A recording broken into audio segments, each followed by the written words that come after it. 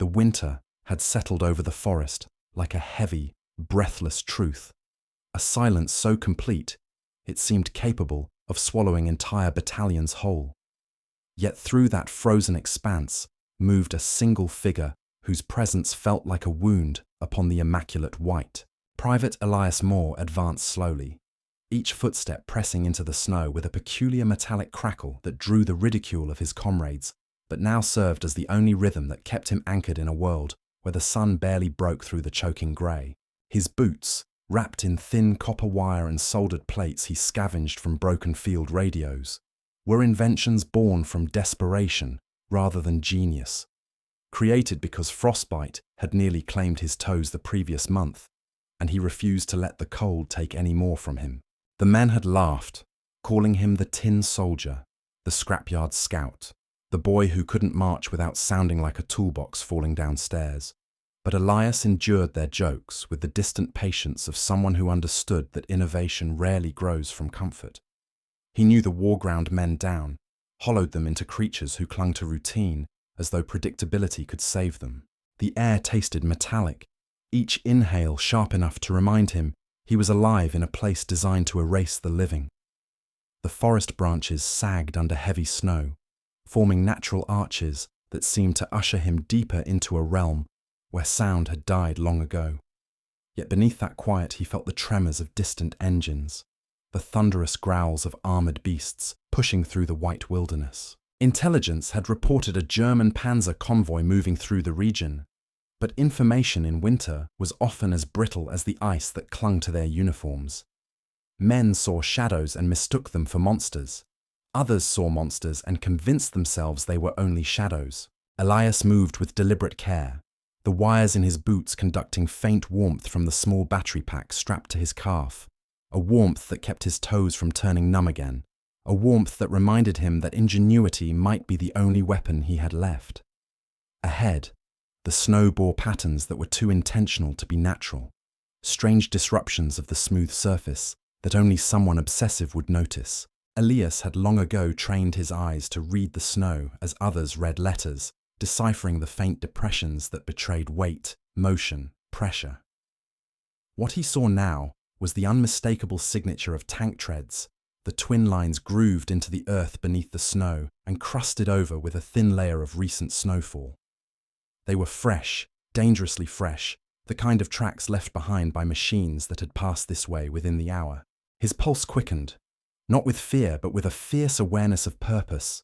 He crouched and traced the indentations with gloved fingers, feeling the cold bite his skin even through the wool. Each ridge told him a story, the serpentine path twisting between the trees, careful, deliberate, almost cautious, which suggested the convoy was moving slowly, perhaps wary of ambushes or mines. The forest made ideal cover for both hunters and prey. He moved forward, following the tracks with the resolve of someone who had spent too many nights convincing himself that he still mattered in this war. Snowflakes drifted around him like drifting ashes, settling onto his shoulders and melting into faint stains upon his coat. The trees grew thicker, the light dimmer, and the cold dug into him with renewed ferocity. Still, he moved, each step sounding softly through the forest as the wires in his boots hummed with quiet purpose. The tracks deepened as he went, joined soon by footprints, human steps that flanked the mechanical path like shadows walking beside giants. Elias studied them carefully, noting the uneven spacing, the occasional drag in the snow, the way the heel marks cut deeper than the toes, revealing the exhaustion of the infantry escorting the tanks. When he reached the ridge overlooking a clearing, the forest seemed to hold its breath. Below, he saw the dark hulks of the Panzers, partially camouflaged beneath fallen branches and snow-laden nets.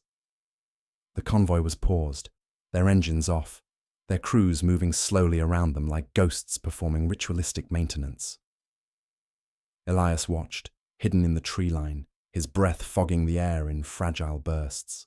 He felt the sudden, electrifying understanding that he alone had found them, that his strange boots, mocked endlessly by the others, had carried him farther into enemy territory than any of them dared tread in this storm. He realized the ridiculous clicking of his wires had become the heartbeat of this moment. a rhythm that had guided him into the jaws of this revelation. Before he turned back to report, he allowed himself a fleeting moment to absorb the magnitude of what he had discovered: the forest, the snow, the cold, the relentless machines below. Everything converged into a single truth that seemed carved into the frozen air. Sometimes the war rewarded the outcast, the odd one, the quiet inventor who refused to surrender his mind to the uniformity demanded by conflict. The wind shifted suddenly, carrying the faint scent of diesel and iron toward him, and he knew it was time to move. If you're watching this now, tell me in the comments where in the world you're tuning in from. Elias moved back through the forest like a whisper retreating from its own echo. The path that had led him here now seemed longer, more perilous, as if the snow itself had grown suspicious of his discovery. The forest was no longer just a cluster of trees and silence. It had become a labyrinth of choices where one wrong turn could draw him into the open mouth of a machine. The Panzers below were still resting, their crews likely warming themselves, unaware that a single American scout now carried their position within his mind. Each step Elias took was careful, his breath clouding in front of him, the metallic hum of his boots pulsing softly like a heartbeat beneath the frost. He was aware of the irony that what once drew ridicule might now determine whether he lived to see the next dawn.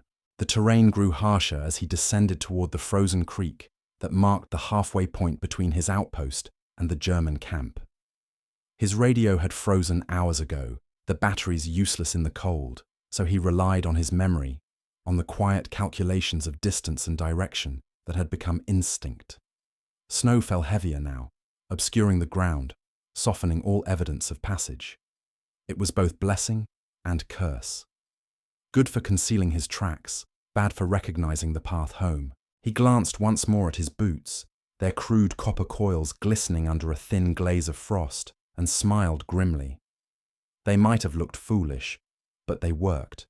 The warmth radiating from them kept the feeling alive in his feet and allowed him to keep moving long after other men would have frozen in place. Somewhere behind him, faintly through the thick air, came a low mechanical growl. Elias froze. The sound was distant but growing, the kind of deep vibration that crawled through the earth before it reached the ear. The convoy was moving again. Perhaps they had decided to press forward despite the storm, or maybe one of the crewmen had spotted his faint trail on the ridge. His pulse quickened. He dropped low, sliding down into a hollow beneath a fallen pine, and waited. The sound grew closer, steady, rhythmic, mechanical power eating through the snow, and then it began to fade again, moving northeast. He exhaled slowly, his chest aching from the held breath. They hadn't seen him. Not yet. He pressed on, every sense sharpened by the knowledge that discovery meant death. His gloves had frozen stiff at the fingertips, and the cold now gnawed at his bones, but he moved like a man hypnotized by duty. When he finally saw the faint orange glow through the trees, relief and dread arrived together. It was the American outpost, barely visible through the white curtain of the storm, its light dimmed by canvas and snow. He staggered toward it, the ground seeming to shift under his feet, exhaustion carving deep shadows beneath his eyes. As he neared the perimeter, a shout rang out. One of the sentries, gun raised, suspicious, until Elias spoke the password through trembling lips. They dragged him inside, into the relative warmth of a dugout that smelled of wet wool and cigarette smoke. Captain Harlow sat hunched over a map, his face drawn tight from too many nights without sleep. When Elias stumbled in, snow cascading off him like dust shaken from an old coat, the captain didn't look up at first. "Report," he muttered, his tone half irritation, half weariness. Elias leaned against the wall, his vision blurring for a moment, then spoke of what he'd seen. The convoy, the number of tanks, the route through the forest. The other soldiers gathered close, disbelief flickering across their faces as they realized the boy they'd mocked for his strange inventions had done what none of their patrols had managed. He'd found the Panzers before the Panzers found them. The captain finally looked up, his eyes narrowing as he studied Elias. "You're sure?" he asked quietly. Elias nodded, too tired to be offended by the doubt. He described the markings in the snow, the direction of the treads, even the faint smell of diesel drifting on the wind. Harlow stood slowly, then reached for his field map, marking the path with deliberate strokes. "If you're right," he said, "they'll be cutting straight toward the river by dawn. We can intercept them here." His tone shifted from disbelief to command. Orders flew. Runners were sent to wake the mortar teams, and the low rumble of preparation filled the dugout. When the captain dismissed him, Elias sat by the small stove in the corner, his boots steaming faintly as the warmth met the cold. He removed one and inspected the wire coils, tightening a loose strand with numb fingers. The others watched him now with new eyes, no laughter in their gaze. One of them, a tall sergeant with a scar running down his jaw, muttered something that almost sounded like respect. "Guess those wired boots ain't so foolish after all," he said, and Elias gave a small, weary smile. Outside, the storm grew stronger, wrapping the camp in a cocoon of ice and wind.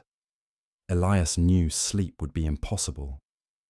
The thought of those tanks crawling through the forest, of the men inside them unaware of how close their hunters now waited, filled him with a strange electricity. He realized that tomorrow, the forest would no longer be silent.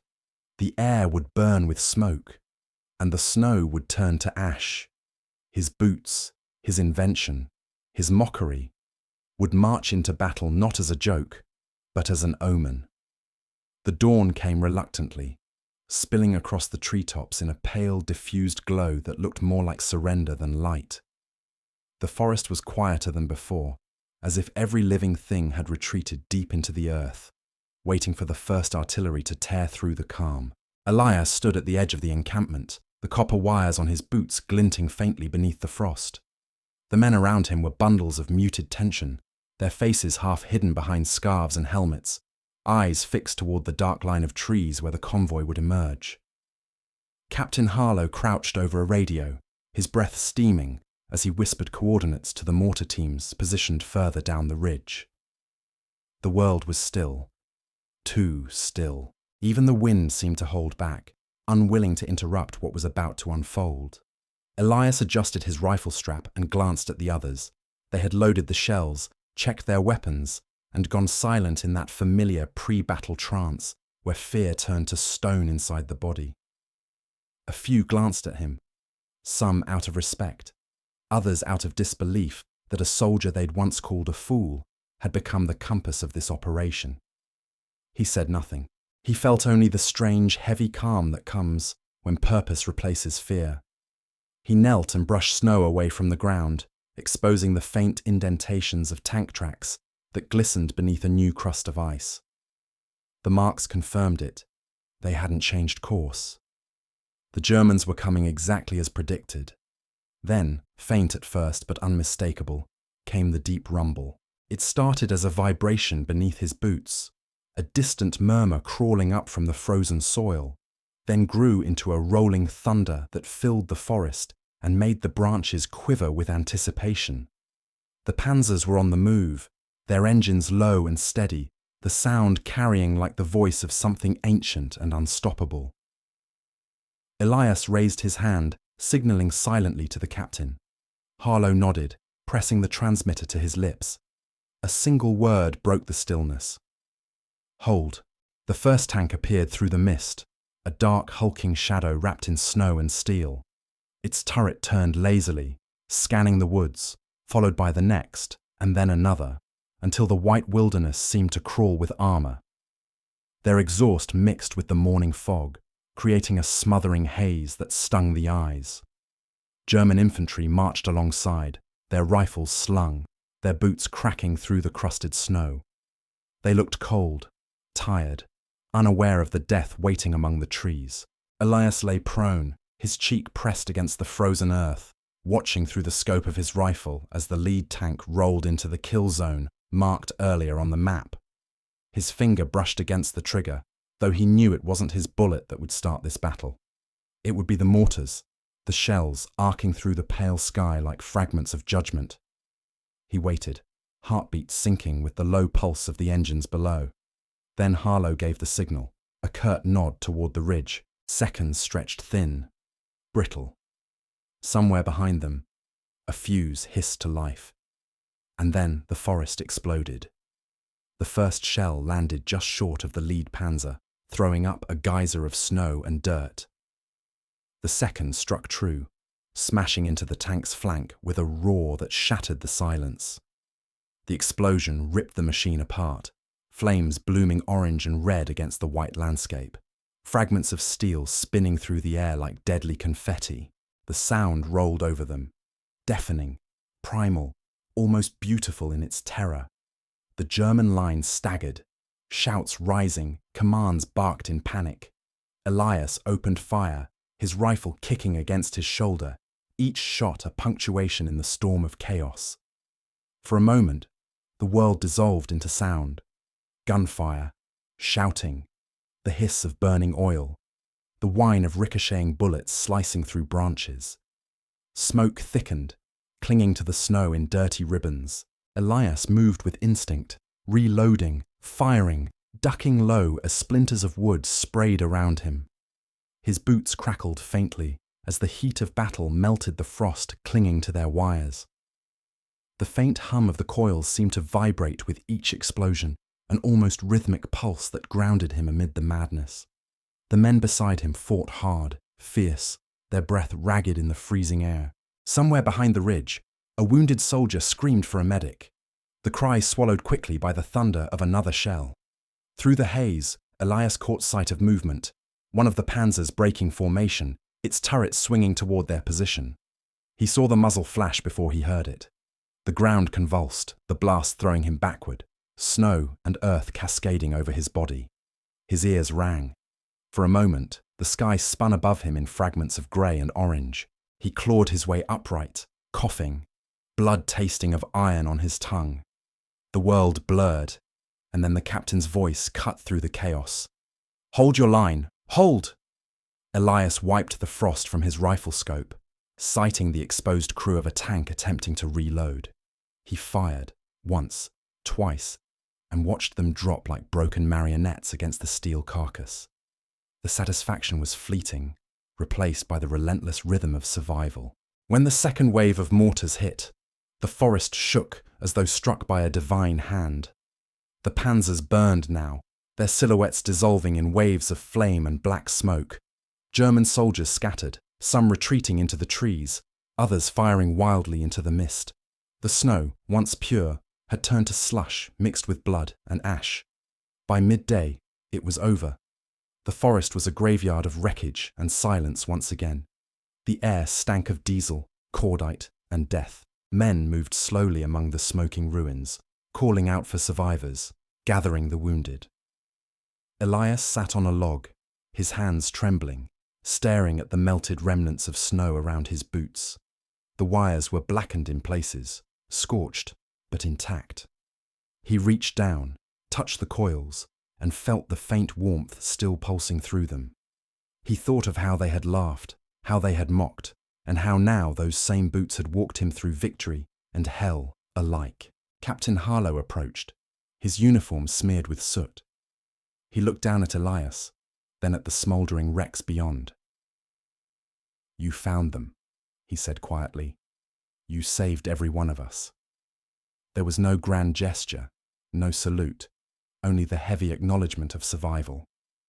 Elias nodded, his voice barely a whisper. "Just followed the tracks."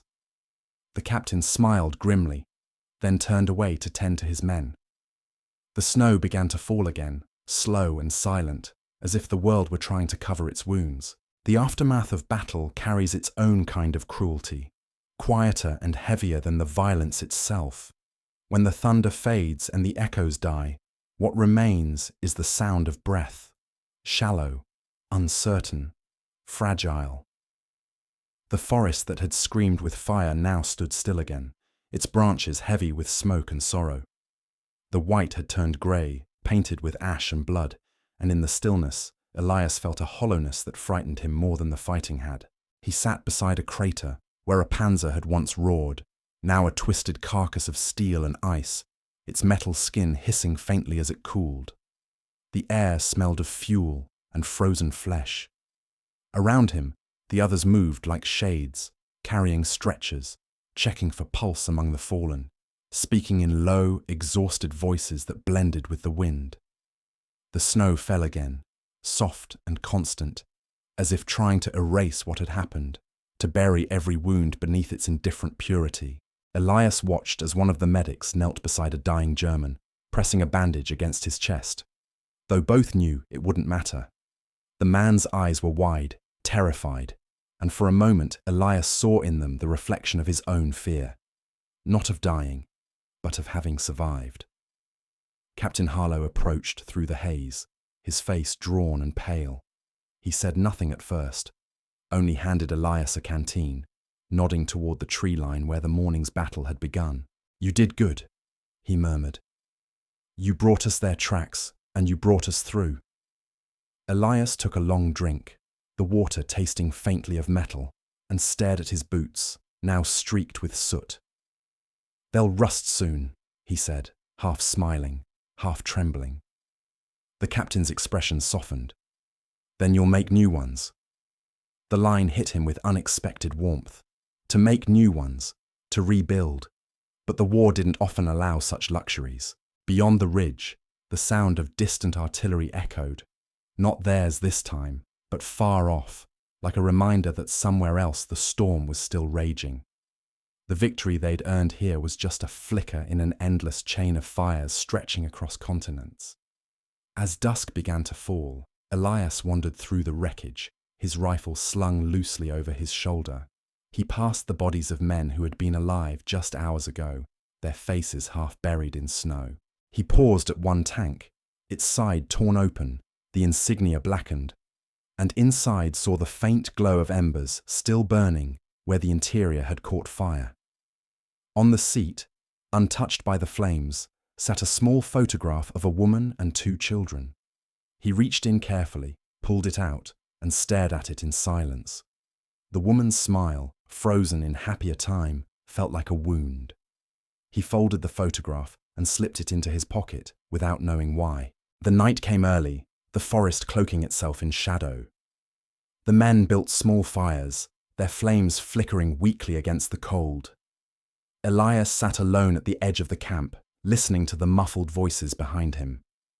They spoke of food, of warmth, of the strange calm that came after killing. He could not join them. His thoughts were elsewhere, on the convoy's route, on the chance that more tanks might follow, on the endless chain of retaliation that this war seemed to breed.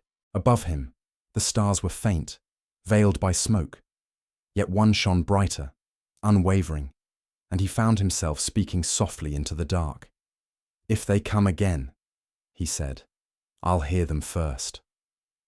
The wires in his boots glowed faintly as the battery pulsed its last charge, a dull orange warmth spreading through the copper like the dying heartbeat of a machine. He felt it fade, then die completely, leaving only the cold. He removed the boots, laid them beside him, and stared at them as if they were old friends who had carried him through fire. Around the coils were scratches from shrapnel, streaks of frozen mud, and the faint, burned smell of victory. They looked ugly, improvised, human, and somehow sacred. He thought of home then, of the workshop behind his father's barn where he had first learned to solder wires, of the smell of hot iron and dust. He wondered if his father would understand what he had built here, if he would see it as survival or madness. Perhaps both. The line between those things had grown thin. He lay back in the snow, eyes open to the dim sky, and felt the weight of exhaustion press him down.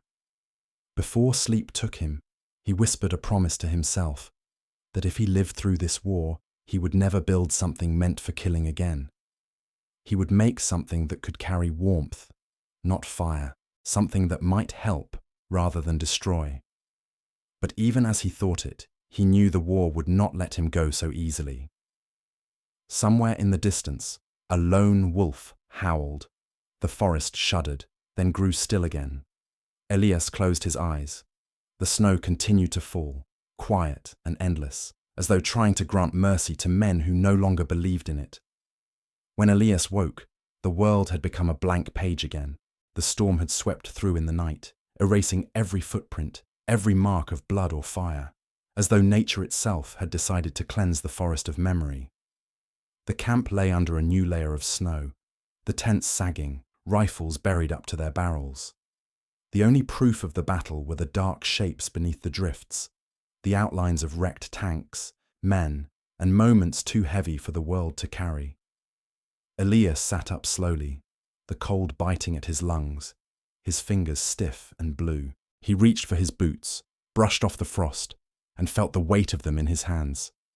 The wires were dull now, their copper sheen hidden beneath grime and ice, but when he slipped them on, they still hummed faintly. A heartbeat that refused to die. The camp stirred with low murmurs. Men whispered about new orders, about moving north toward the river, about how command wanted to press the advantage before the Germans regrouped. But the faces around him told another story. Hollow eyes, slack jaws, that vacant stare shared by men who had seen too much, too quickly. Captain Harlow walked among them, his voice low and steady, his authority gentle, like a man speaking to ghosts. When his gaze met Elias's, there was something unspoken there, something between pride and pity. "You're on the recon team again," the captain said finally. "You know this forest better than any of us now. We can't afford to walk blind." Elias nodded, though his stomach tightened with dread. The forest had already taken enough from him. By midday, he and two others, Corporal Finch and Sergeant Doyle, set out. The wind had calmed, but the cold was sharper now, cutting through their coats like razors.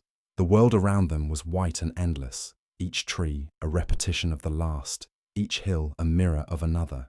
The silence pressed in, heavy and thick, broken only by the crunch of snow beneath their boots and the occasional creak of ice shifting on distant branches. Elias led the way, eyes scanning the ground for the subtle patterns others missed, the faint depressions that betrayed hidden movement, the unnatural curves where nature had been disturbed. It wasn't long before he found something. Near a stream half buried under ice, he spotted a trail, not the broad treads of tanks, but boot prints, deep and deliberate. German infantry, perhaps scouts, perhaps survivors. The prints led east, toward a cluster of birches where the snow seemed disturbed by more than just wind. He raised his hand, signaling for the others to stop. They crouched low, watching the trees. The air felt heavier there, colder, as if the forest were holding its breath again. Elias crept forward, every muscle coiled, his senses sharpened to the smallest sound. He found them moments later. Two German soldiers slumped together at the base of a tree, their rifles still clutched in their hands. One was dead, frozen solid, his face locked in an expression of surprise. The other still breathed, barely. A young man, maybe 19, his uniform stiff with frost. Elias knelt beside him, brushing snow from his face. The boy's lips moved, a whisper escaping in broken German. "Colt, bitter, cold, please." Elias hesitated, then removed his glove and pressed a hand against the boy's chest. The heartbeat was faint but there. Doyle approached from behind, rifle raised. "We can't take him," he said flatly. "Orders are clear." Elias looked up, his breath fogging between them. "He's just a kid." Doyle's jaw tightened. So were the ones they burned in the village.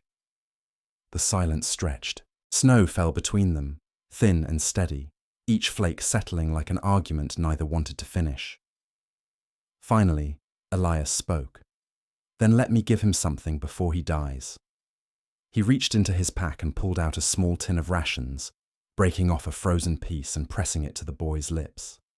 The boy tried to chew, eyes flickering with confusion and gratitude, but his strength was already gone. Within minutes, his breath stopped, drifting into the air like a sigh that refused to linger. They buried him there beneath the birches, marking the spot with a broken rifle thrust into the snow. No prayers were said, no words felt right. When they turned back, Doyle muttered, "You'll drown in pity before this war ends." Elias didn't answer. He just walked, the wires in his boots whispering faintly with each step, their hum blending with the whisper of the wind. As they neared the ridge, Finch stumbled, his boot catching on something buried. Elias knelt and brushed away the snow. A mine, its surface barely visible. His pulse quickened. They froze. One wrong move, and the silence of the forest would shatter again. Carefully, he signaled them back, his mind racing. He had no proper tools, but he had wire, he had metal, and he had nerve. He crouched low, his fingers working slowly, tracing the fuse line with the delicacy of a surgeon. Every breath felt like it could ignite the world. He twisted a strand of copper from his boot, looped it carefully through the trigger mechanism, and tugged gently. The click was soft, almost polite, and then, nothing. The mine disarmed, its deadly heart stilled. When they returned to camp hours later, the sky was bruised purple, and the first stars glimmered faintly through the haze. The men greeted them with relief, laughter even, but Elias couldn't shake the sound of that click from his mind, that small sound that separated life from death. He sat by the fire again, staring at his boots, realizing that the wires that once kept him warm had now saved him twice. The captain approached quietly. "You've got something in those boots, son," he said. Elias didn't look up. "No," he whispered. "They've got something of me." And as night settled once more over the scarred forest, the hum of the copper wires seemed to echo faintly beneath the stars. Not mechanical, not human, but something between. A reminder that in war, survival itself becomes an invention. Morning rose grey and unwelcoming, the kind of light that seemed to judge everything it touched. The storm had eased, but the cold had grown deeper, thickening in the air like glass ready to shatter. The camp was silent except for the soft rustle of gear being packed and the dull scraping of boots through snow. They had orders to move east, to cross the frozen river and link up with another division pushing toward the border. Elias stood apart from the others, his rifle slung, his gaze fixed on the horizon where a faint, reddish hue still lingered, the residue of last night's fires. He thought of the convoy they had destroyed, of the German boy buried beneath the birches, and of the dozens of ghosts now scattered across the snow. The war was moving on, but it carried all of them inside it like debris in a flood. As they marched, the rhythm of footsteps merged into a dull chant, boots breaking the crusted snow in unison. The cold bit harder with every mile, but Elias barely felt it. The copper wires in his boots had grown stiff, the battery nearly dead, yet they still offered enough warmth to keep frostbite at bay. He had come to see them as living things, extensions of himself, not inventions anymore, but companions, loyal and scarred. Doyle walked beside him, chewing on a piece of frozen bread. "You think they'll make it across?" he asked, nodding toward the trucks groaning behind them under the weight of supplies. Elias shrugged. If the river holds, the landscape around them was endless white. No landmarks, no colour, just the monotony of winter and the quiet threat it carried. Sometimes, when the wind rose, it sounded like distant voices calling from the woods. They all heard them. No one mentioned it. Superstition had grown like mould in their minds. Too many nights of hearing echoes that weren't real. Too many mornings finding men frozen where they slept. The forest had learned to whisper, and they had learned to listen. By midday, the wind shifted. Elias stopped, raising a hand. The line halted. A faint vibration crawled through the snow, almost imperceptible, but he felt it in his feet before he heard it. The old hum of engines. Doyle cursed under his breath. "More Panzers!" Elias shook his head slowly. Too light, maybe transport. But even transports meant danger. Soldiers, supplies, machine guns. They moved toward the sound, crouching low as the trees thinned. Through the icy branches, Elias saw movement. A small German convoy struggling through the snow-covered valley. 3 trucks and a half-track, the engines sputtering in the cold. Harlow's voice crackled over the field radio. "We don't have artillery," he warned. "If we hit them, it'll have to be clean, fast." Elias studied the terrain, the slope of the hill, the angle of the wind, the density of the snow. His mind mapped it instinctively, turning cold earth into strategy. "If we wait till they reach the creek," he said, "the ice won't hold their weight." The captain paused. "You're sure?" Elias nodded. "The water's running shallow under there. I heard it last night." The men took positions along the ridge.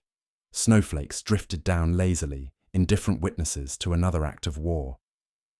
As the convoy reached the creek, Elias held his breath. The lead truck rolled onto the ice, its wheels creaking over the frozen surface. Then, with a groan like a dying animal, the ice cracked. The front tires plunged through, the vehicle tipping violently to one side. Panic erupted. Shouts in German, doors slamming, soldiers scrambling to escape the sinking weight. That was the moment the Americans opened fire. The first burst tore through the white stillness, bullets stitching the snow like invisible thread. The second truck tried to reverse, but the slope betrayed it. The tires spun helplessly, spraying ice and mud. Elias fired in measured bursts, each shot deliberate, his aim steady despite the trembling cold. Men fell, snow-stained red. The half-track's gun roared back, shredding bark and splinters from the trees above, but the Americans held the high ground. Within minutes it was over. Smoke curled upward, black and thin against the grey sky. The frozen creek had swallowed 2 trucks whole. Elias descended the ridge slowly, boots crunching through the fractured ice. The water below was dark, sluggish, and full of broken shapes, metal, wood, and men. He found one survivor clinging to the bank, shivering violently, his eyes glassy with shock. Elias knelt beside him, rifle ready, but the man didn't reach for his weapon. He just whispered something Elias couldn't understand. A name, maybe, or a prayer. It didn't matter. He was already fading. The war had reduced them all to breath and silence. Harlow joined him at the edge of the water, scanning the destruction. "You were right again," he said quietly. "Seems like you've got a 6th sense for this frozen hell." Elias didn't answer. He stared at the ice where it had split, thinking of how fragile it was. A thin sheet separating 2 worlds. One of survival, one of death.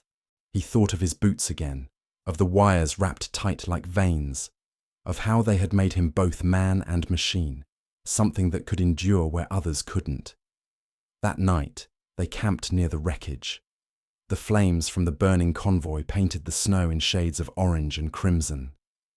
Elias sat apart from the others, his face lit by the flickering fire, his boots steaming faintly as the ice melted off. Doyle joined him, tossing a twig into the flames. "You ever wonder," he said, "if we're just ghosts walking through someone else's nightmare?"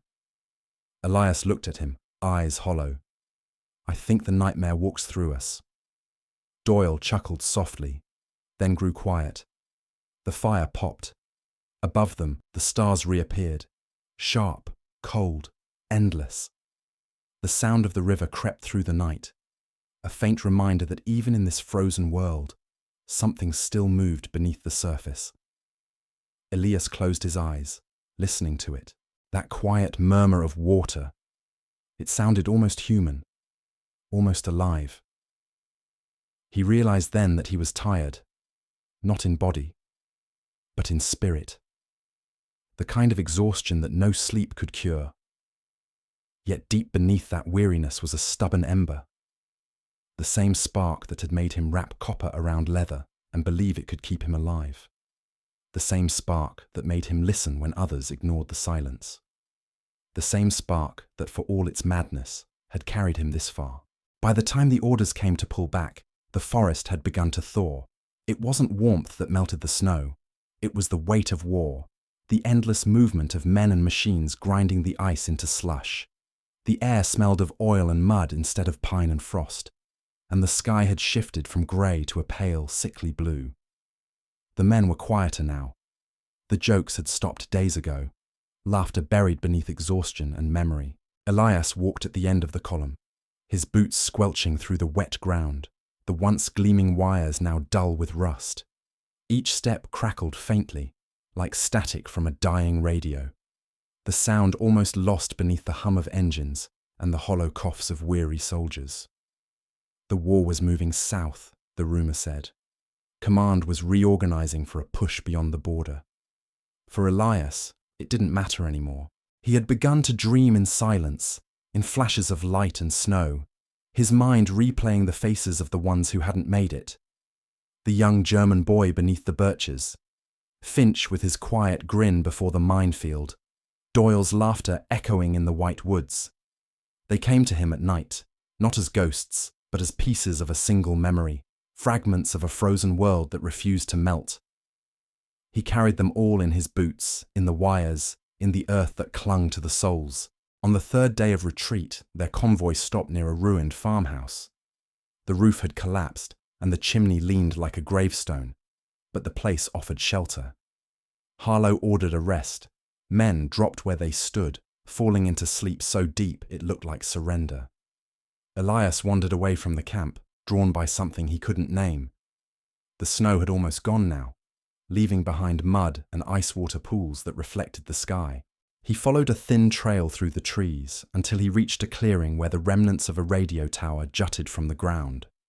A skeleton of twisted steel, its cables dangling like veins torn from the earth. He stared at it for a long time. It reminded him of home, of his father's barn, of the smell of solder and the glow of filaments, of the nights he'd built small machines just to see if they would live. The radio tower was dead now, but the thought of sound, of connection, filled him with a strange longing. He climbed its bent frame, boots slipping in the mud, until he reached what was left of the control box.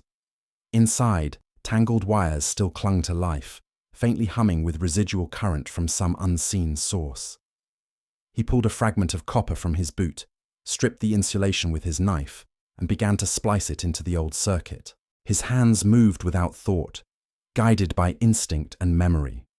When he finished, he connected his field radio and pressed the transmitter.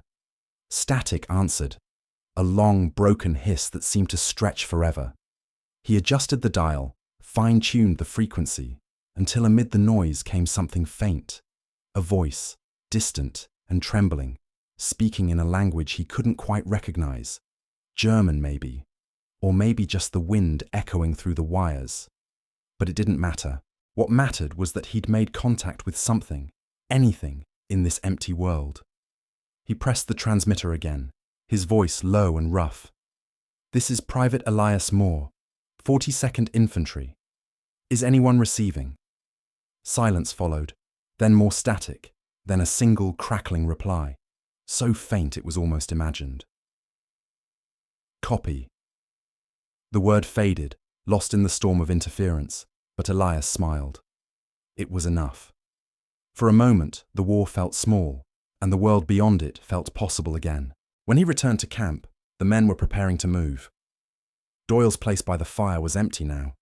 He'd been hit during a skirmish that morning, the captain said. Elias didn't ask where they'd buried him. Some names were better kept inside, where the cold couldn't reach them. They marched again, the column winding through the wet forest, like a procession of shadows. The mud clung to their legs, the sky pressed down heavy and low. As night fell, they reached the edge of the river, the same one they'd once defended in snow and silence. Now the ice was gone, the water dark and restless. Harlow called for a halt, waiting for orders that never came.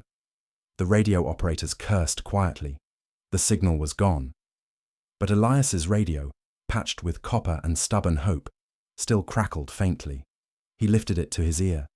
Beneath the static came a rhythm, soft and persistent. 3 short pulses, then 1 long, then 2 short again. Morse code. He translated automatically. "We see you. Hold." He looked across the river but saw nothing. Only mist rising from the water, the reflection of faint stars trembling on the surface. Still, he nodded to himself. Whether it was command or fate, or just ghosts speaking through the static, he believed it. He sat on the riverbank, the others asleep behind him, and listened to the hum in his boots sync with the rhythm of the signal. The sound blended with the wind, with the heartbeat of the earth, until everything became one continuous tone, not of war, but of endurance. When dawn came, the mist lifted, and for the first time in months, the light was warm. The copper wires on his boots glinted faintly in the sun, and for a fleeting instant they looked golden, alive.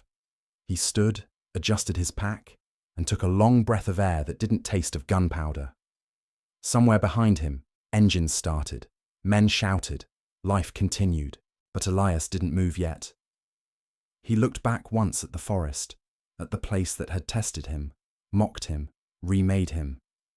He whispered softly, not to God, not to the dead, but to the snow itself, the one witness that had never lied.